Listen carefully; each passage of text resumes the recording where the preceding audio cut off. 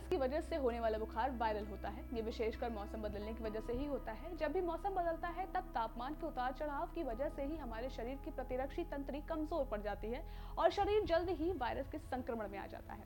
इसको ऐसे भी कह सकते हैं कि मौसम में बदलाव, खान पान में गड़बड़ी या फिर शारीरिक कमजोरी की वजह से भी वायरल बुखार होता है। आज के हमारे सेगमेंट में हम बात करेंगे कि वायरल बुखार क्यों होता है और कैसे कुछ घरेलू उपाय निकालकर हम इससे छुटकारा पा सकते हैं। नमस्कार, मैं हूं खुशबू पांडे और आप देख रहे हैं न्यूज टाइम नेशन की खास पेशकश सेहतनामा।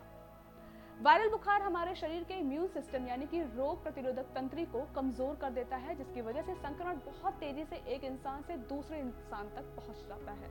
आमतौर पर वायरल बुखार के लक्षण आम बुखार जैसे ही होते हैं, लेकिन इसकी उपेक्षा करने पर व्यक्ति की हालत काफी गंभीर हो जाती है।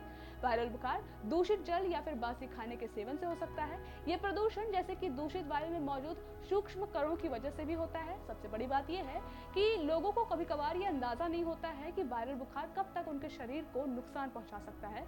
कभी कभी ये बुखार करीब 3 से 4 दिनों तक ही रहता है, लेकिन इलाज के अभाव में यही बुखार 12 से 14 दिन तक आपके शरीर में यूं ही मौजूद रहता है। ये सब कुछ तो आप जान ही चुके हैं, तो आप जान लेते हैं इसे दूर करने के उपायों के बारे में। आप खाने में उबली हुई सब्जियां या हरी सब्जियों का सेवन कर सकते हैं, इससे आप संक्रमण से बच सकते हैं। आप दूषित पानी या फिर भोजन से भी बचाव करें।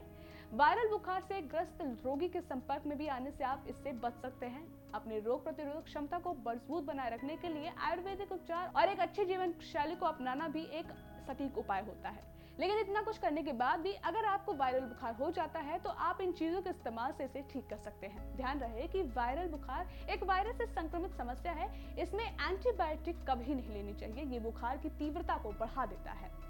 आप अदरक का सेवन करके इससे छुटकारा पा सकते हैं। यही नहीं, आप मेथी के पानी का भी सेवन करके इससे छुटकारा पा सकते हैं। वायरल बुखार में धनिया का सेवन करना भी बहुत ही फायदेमंद माना जाता है।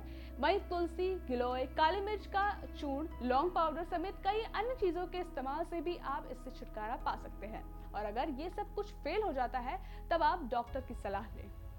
आपको हमारी खबर कैसी लगी कमेंट सेक्शन में जरूर बताएं। अगर आप ये खबर फेसबुक पर तो लाइक और फॉलो करें, और अगर आप यूट्यूब पर देख रहे हो तो चैनल को सब्सक्राइब जरूर करें। नमस्कार।